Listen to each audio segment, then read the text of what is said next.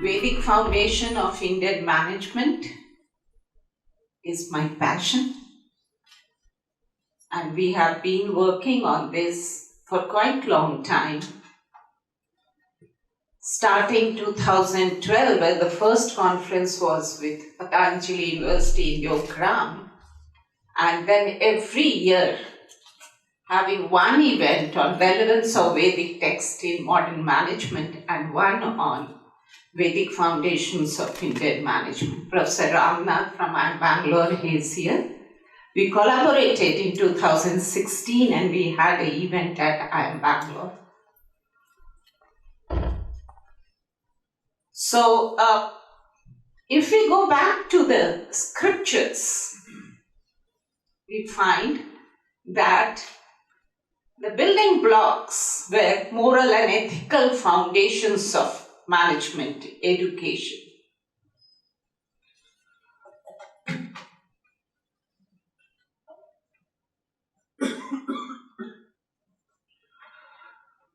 So, I'll make you walk through the insight which led to the study into this. Participation and organization development means openness and practical utilization of the untapped human energy.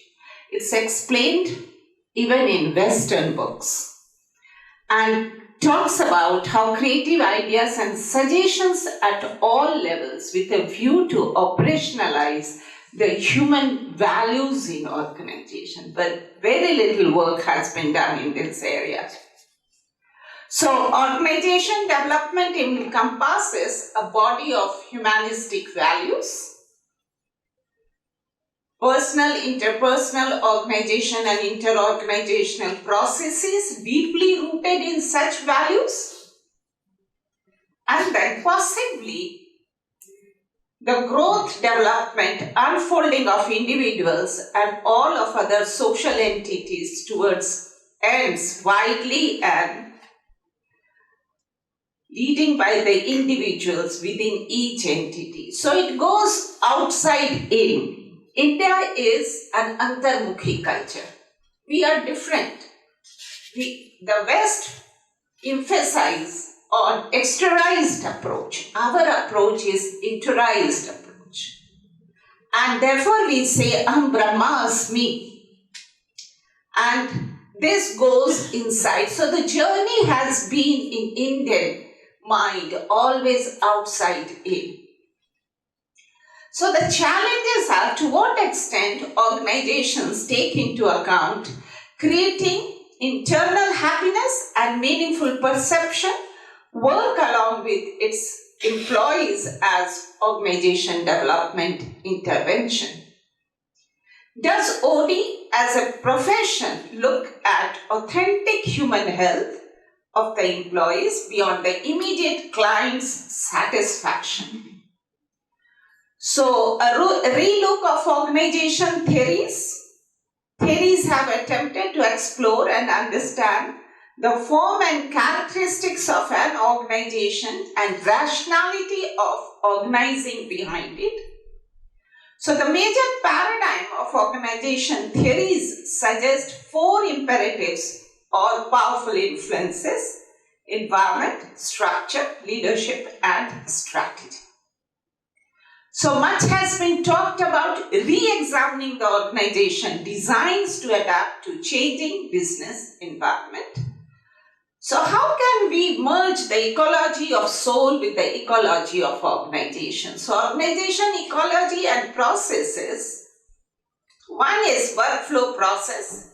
We developed a spiritual excellence model based on Tata Excellence model and have more than few thousands of data on that. Now it is a validated model where we have different bands and we studied where do these organizations fall.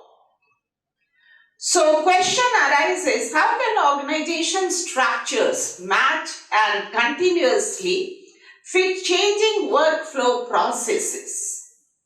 What role do the workplace ecosystem play in creating collective pride of workplace for cohesion at workplace? How do we create create cohesion. So the organization evolution, we know what Swami Vivekananda talked about and Sorokin also talked about. Both Sorokin and Swami Vivekananda share the common point: spirituality is the center of social gravitation. Swami Vivekananda opines it is in the very nature of things to manifest themselves. The momentum is not from outside but comes from inside. That's what Swami Vivekananda's whole theory of evolution and involution talks about, which is very relevant when we try to understand organizations and try to see what ancient wisdom can contribute to it. So the spiritual foundation of economics.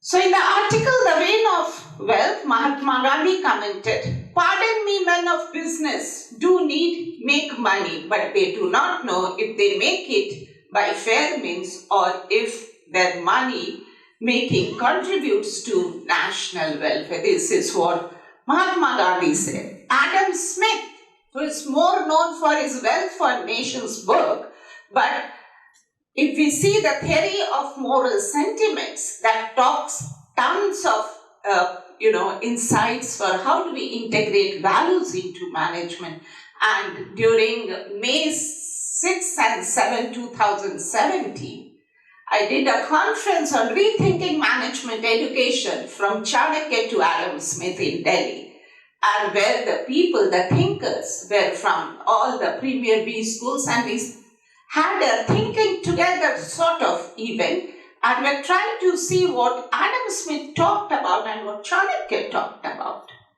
So, is there a commonality? So, all men have natural right to obtain and protect their property. All men are by nature materialistic, and all men are rational and do seek by their own reason to maximize their material well-being. So this is quoted by book from Chakrabarti and Chakrabarti 2006. So the dilemma arises, is money intrinsically bad? Why are we so obsessed with money? We know the last century was, a few years back, it was all era of scandals and scams. 2008-9 was full of that. What leads to allow greed to take over? A man of wisdom, Sri Ramakrishna Paramhans said, "Mati taka taka mati."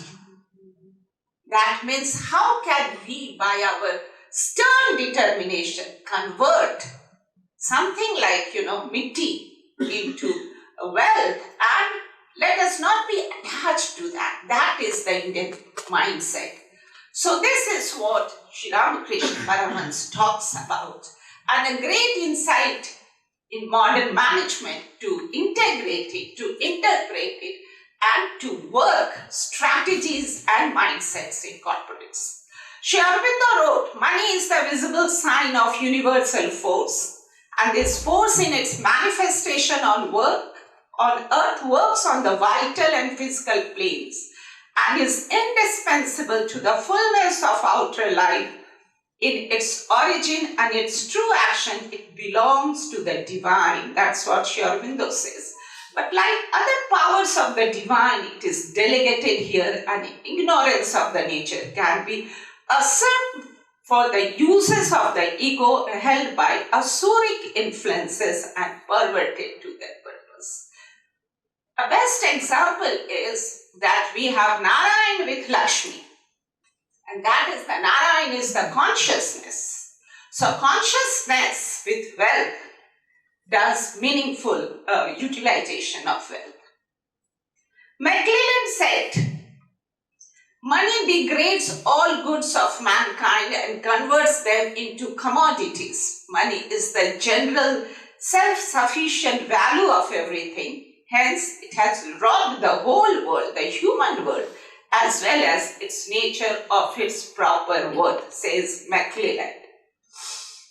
So, where are we heading? This is a big question in front of all of us. So the solution only comes by going back to roots. The known economic history of India begins with Indus Valley civilization, and that was the first known permanent and predominantly urban settlement that flourished between 2800 BC to 1800 BC and had an advanced and thriving economic system. There is a very interesting book, The Lost River, which talks about trades on the bank of river Saraswati and how it flourished. According to economic historian Angus Madison in his book, The World Economy, A Millennial Perspective, published by the OECD Development Center in Paris in 2001, says India had the world's largest economy in the 1st century, 11th century and 18th century. And he quotes the GDP percentage. Why the graph went down? This is a big question and a big area of research for the scholars who believe in Indian culture and philosophy and who take pride to being Indian.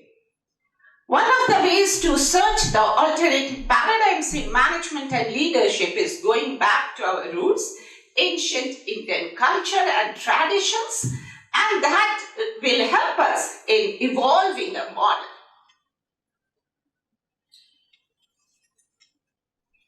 So back to basics, Shreni is found in the Rig Veda, and the economic entity in ancient India, 800 BC, prevalence of duty of care and duty of loyalty. Much before the West started talking about commercial organization, Shreni was there. And in 2001, Professor Khanna from Penn State University in 2001 compared Shreni with an American corporate and found it had all the attributes of that, how developed it was. So, guild in Roman Empire is another form where we can go back to the ancient roots.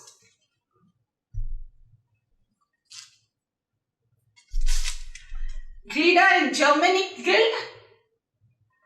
Arte di Calimala, Florentine commerce. So these are all where going back to historical account, and therefore cultural history in any civilization contributes a lot in the development of indigenous management system. So in England, the reference of guild occurs during the primacy of St. Anselm. So these are back to basics. Some glimpses from traditional India. Welfare-oriented economy based on moral values, the Maurya Empire, the Gupta empires, etc. The Maurya Empire is less talked about, but if we go to the Dharma Shastras and see, try to draw insights for governance, lot of ideas comes from Dharma Shastra. Skandagupta Maurya is not much discussed, but it was very well developed administration at that point of time. Appointment of officers of righteousness, Dharma Mahamata. There was a spiritual minister who used to advise the king what is right, what is wrong. We lost this. Sher Shah Suri and Akbar also had well-developed system of government supporting social safety nets. So in this competitive market, can we integrate spiritual discipline with the business practices to realize Sarvabhute Hite Ratha, welfare and good of all creatures? How to put Rita, the moral order, into practice? How can organization promote divine justice and put Rita into practice? How can we promote purity and surrender as the tools of management practice to bring the results? So contribution from traditional Indian social structure, the Purusartha principles is one which need to be highly talked about. The Varna system, social classification, and the ashram scheme of life life, the life stages. So, Indian system was very well planned and rooted into the soul of individuals, which each era was defined what is expected out of the person. That needs to be put back into practice. This will enable us to create a conscience-based management practice. We have adopted a right-oriented management practice, which is the gift of the West. We need to dig our own ancient culture, ancient way of functioning, and that will help us in understanding how it used to function.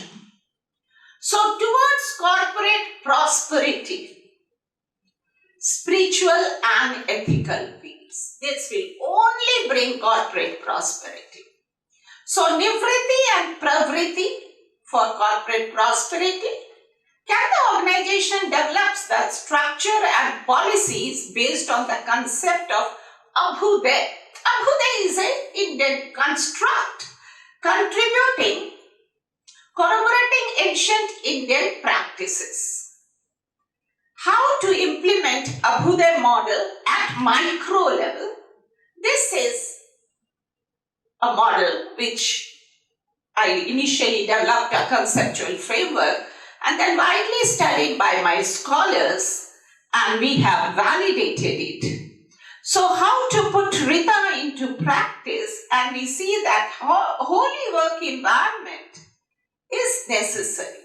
So the energy that we create, energy is important, and this energy comes from the purity of the heart, and that's what our scriptures all throughout it emphasized.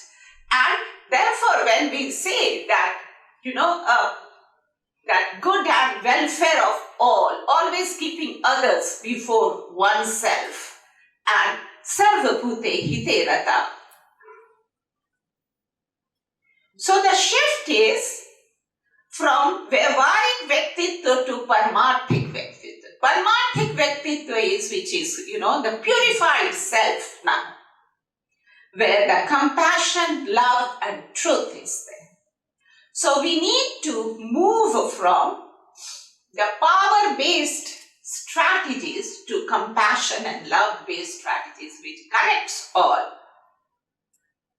Work as a mean to work as an end. This is what needs to be brought, how work is. Kabir got enlightenment while working. I'm very fond of Kabir's one couplet in this context, which is in Hindi. And he says, काम काम सब कोई कहे, काम न चीन्हे कोई, जाति मन की कल्पना काम कहावे सो. So he says, work is an imagination of mind, not unlike West, who says you have to sweat your brow and earn your livelihood. Here, work is an imagination of mind.